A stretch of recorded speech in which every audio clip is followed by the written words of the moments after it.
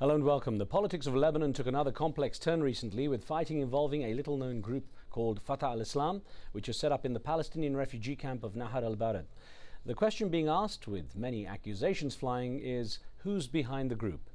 It only adds to the difficulties of Lebanon's complicated power-sharing agreement, numerous sects, and more than 400,000 Palestinian refugees. The Lebanese government says it will wait for a diplomatic solution to the crisis and has asked the Palestinians to take the lead. But for how long? On today's show, we look at Lebanon, back from the brink, and ask, what does this latest standoff between Fatah AlIslam and the Lebanese army mean for Lebanon's future? Don't forget, we take your phone calls and mobile phone texts on this program. The numbers are there at the bottom of your screen now. Joining me from New York is Dr. Fawaz Gerges of Sarah Lawrence College in New York. Dr. Gerges is an expert on Islamic political and military groups and has just returned to the USA from Beirut a few days ago. And here in Washington, Mark Perry joins us. He's director of Conflicts Forum, an organization which works to promote greater dialogue between Islamic political groups and the West. Gentlemen, good to have you both with us. Good to be here. Thank you. And Dr. Gerges, if I could start with you there in New York and ask, it's become something of a nightmare trying to untangle exactly what is going on in Lebanon. On one hand, we have the hardline Sunni group Fatah AlIslam, which is reported to have US support in order to counter the Shia Hezbollah. And then we have Fatah AlIslam fighting the Lebanese army, which is also part of a government which is accused of being a US supporter, well, US supported and accused of being a US stooge by critics. So is it a case of two US supported sides basically fighting each other?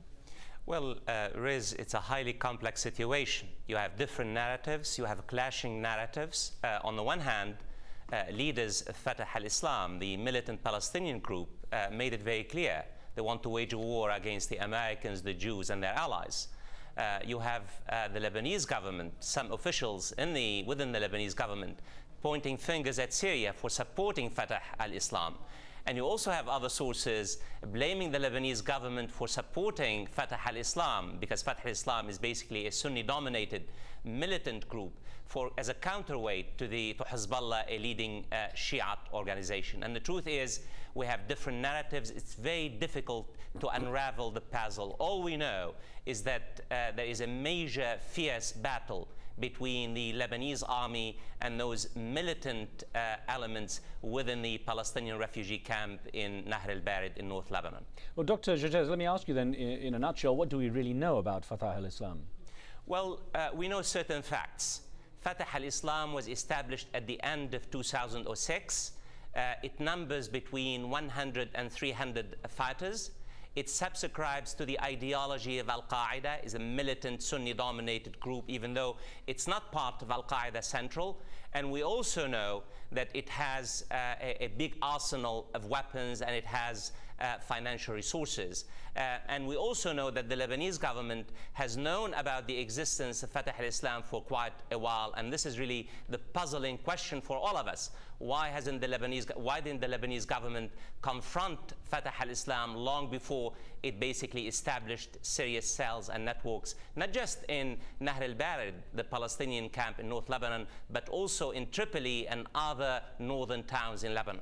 Thank you. Let me get a perspective from Mark Perry here. It's good to talk with you again. And ask what triggered this latest clash, then? Why, as Dr. Gerges has said, why hasn't there been any real confrontation of Fatah AlIslam so far? Well, I agree with a lot of what Fawaz says, and I think that Fatah AlIslam has proven to be a real problem for the Lebanese government. The reason the Lebanese government has not confronted Fatah AlIslam in the past is because the Lebanese government believed that Fatah AlIslam would go after Hezbollah and the Shias, which the government opposes. When it turned out that Fatah AlIslam had crossed the line, had become al-Qaeda affiliates, the Lebanese government took a different view. And it was 2 weeks ago now, May 19th or 20th, that the group robbed a bank near Tripoli, and the army was deployed for a bank robbery to confront them. So this is, we do know that the United States has been aiding Sunni groups to oppose the Shias, and we do know that they've been deploying resources to fight Hezbollah. But what the United States had not expected was this kind of blowback, that this kind of group would be affiliated with Al-Qaeda. Mark, I have to ask you what Fawaz had just said there about it being a group established in the end of 2006. It means it's a very young group. I mean, essentially one of the youngest groups around. So I wonder what that says about the ideology of a group so young and the ideological values it follows. Well, I think it is true that there has been a general radicalization throughout the Arab world, throughout the Muslim world, as a result of America's policies in Iraq. And we see among young people, not just in Lebanon, but everywhere, and through some exports from Iraq, some trainings of jihadis, that there has been a real militant current emerging. And this is one of the groups that is affiliated with al-Qaeda. It's kind of a franchise operation, a Kentucky Fried Chicken, if you will, of terrorism in the Middle East. That's confirmed? It's small, Mark, but it's very violent. Is that confirmed about its links with al-Qaeda?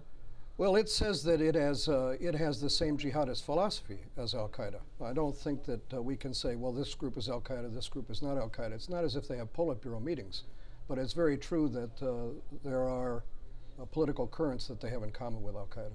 Well, let's get a caller in. We've got Steve on the line from Tel Aviv. Steve, what would you like to ask? Hello. Yeah, hi, go ahead. Good evening. Hi. First of all, I'd like to just state an opinion that until the Lebanese government acts as a sovereign government with one army, today it's one militia, tomorrow will be another militia, there'll never be peace for the Lebanese people.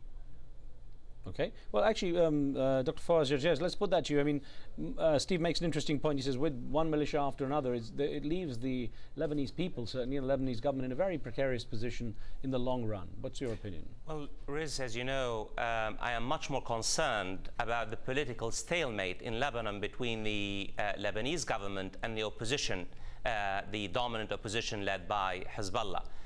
Even though I'm very concerned about Fatah AlIslam, it has proven to be very insidious. It has basically cost the Lebanese army and the Palestinian civilians many casualties. And the political situation, Riz, as you know, is highly polarized in Lebanon.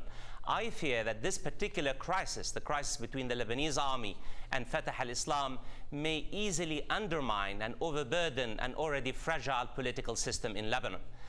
Even though this particular crisis, the current battle between the Lebanese army and Fatah AlIslam is very serious, I'm much more concerned about the stalemate and basically the polarization that has been happening in Lebanon the last 2 years as a result, as you know, the assassination of the late Prime Minister al-Hariri and the current crisis in Lebanon. Well, let me get Mark Perry. I want to get an email to you from Tehran in Iran, and we have an Ali Vayez, our viewer there, says, I've not heard any serious comments or follow-up from Al Jazeera on Seymour Hersh's explosive revelations that the Hariri clan and pro-Saudi groups armed and financed Sunni extremist groups in Lebanon as a potential tool against Hezbollah, in line with the broader American strategy of deepening and fomenting Sunni-Shia conflict.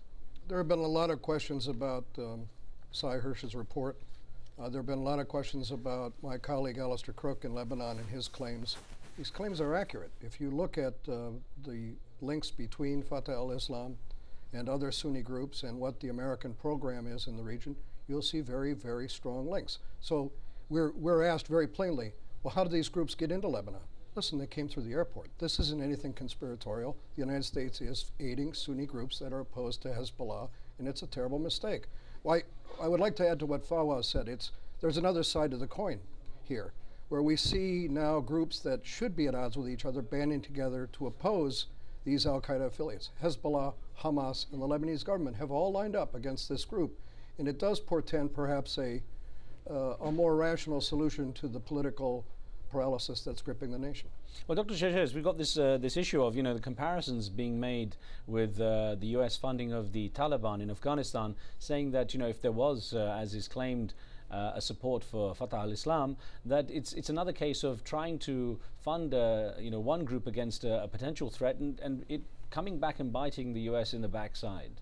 Well, Riz, I think we have no hard evidence about the American support for Fatah AlIslam. I mean, I think we need to be very clear about this, even though I am not surprised. I think what we know is that the sectarian reverberations of the Iraq war are spreading into neighboring countries, not just in Lebanon, in Jordan, into Syria, into the Gulf countries. And we also know that the Bush administration is extremely concerned and anxious about the rise of the so-called the Shia revival.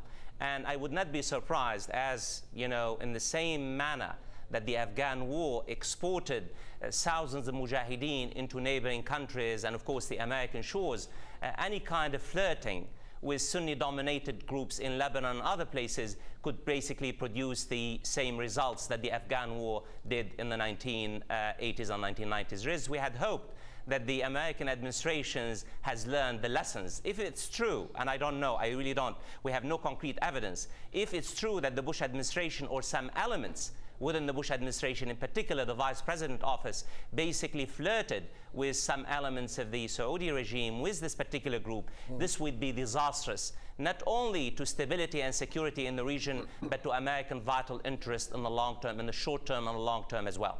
Let me ask Mark Perry then, do you see this, what's been going on with Fatah al-Islam, as a localized battle, or is this signs of a pending wider conflict?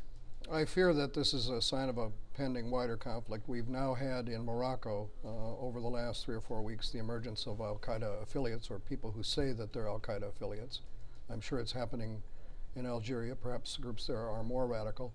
I don't think it's a surprise that some of these groups have ties to an anti-Shia resistance and are opposing the rise of political Shiism, if we can call it that, and that they receive Saudi funding with a wink and a shrug from the United States. The problem is that a lot of these groups step over the line, and they end up being al-Qaeda, Takfiri, jihadists who oppose everything and want to simply burn the region down, don't agree with democracy, and see conspiracies everywhere. And that is the problem we face. Mark, where does this leave the main players in Lebanon, the pro-government forces and the pro-Syrian-backed opposition? Where do they stand in this picture now then?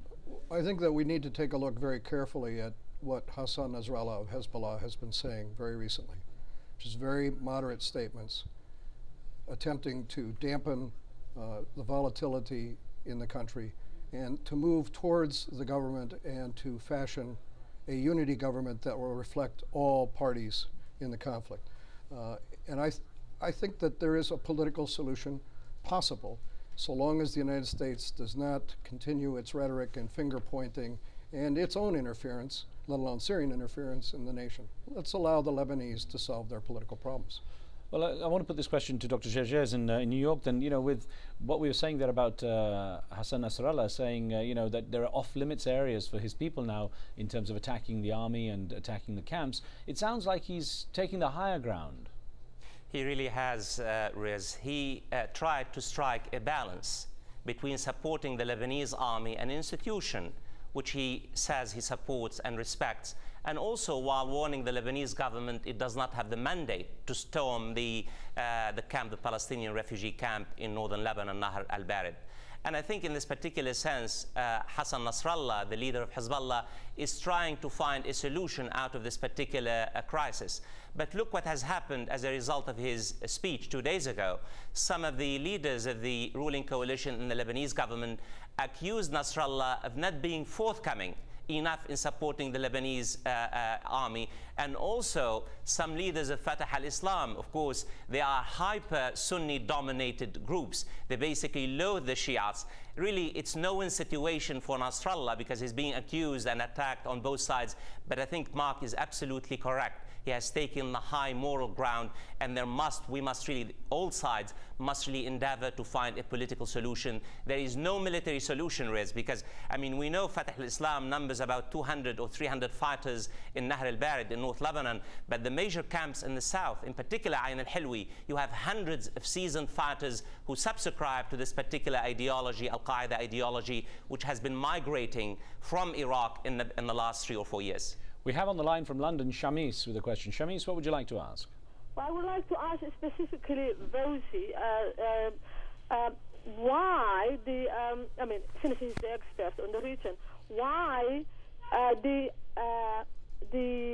Lebanese army, as well as the Lebanese government, are not really caring the ordinary Palestinian refugees in the camps. Nobody is really talking the civilian casualties. Shamis, interesting question. Let me put that to Dr. Gerges, who's just got back from Beirut for just a few days back into the US before he heads back into the region where he is for quite a long time now.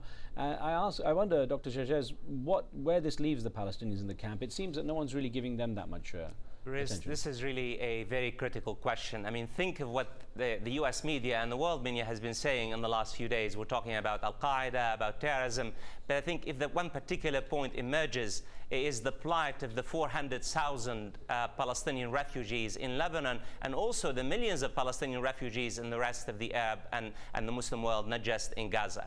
I mean, let me give you a glance, Riz, what I mean by the plight of the Palestinian refugees. I mean, take Lebanon, for example. They have hardly any legal rights. No rights to employment, no legal rights to education. They live really in prisons. I mean, if you go to the camps, I have been to Palestinian camps for quite several times. I mean, they are prisoners. And as you know, Rez, years of conflicts, in particular during the Lebanese civil war between 1975 and 1990, basically antagonized and turned Lebanese public opinion against the Palestinians. There's a great deal of racism against the Palestinians in Lebanon. And this is why, as a Lebanese, I'm talking as a Lebanese, I do hope that the Lebanese government and the Lebanese army go out of their way to prevent and to avoid any kind of large civilian casualties on the part of the Palestinians in Nahr al-Barid in North Lebanon, because I think the challenge is to avoid causing Palestinian tragedy and then really to move forward to improving the plight, the dismal plight of the hundreds of thousands of Palestinian refugees, not just in Lebanon, but Syria and Jordan and other places as well. Gentlemen, I thank you very much. We were out of time, but Mark Perry, thank you much. Dr. Fawaz Gerges, thank you for being with us too. On tomorrow's show, we take a look at embarrassment, something we can all relate to, and the different ways in which people react and express it. It's a discussion you won't want to miss. Don't forget, if you have any thoughts, just send us an email to riz@aljazeera.net, and we'll see you next time. Street Talk's coming up next.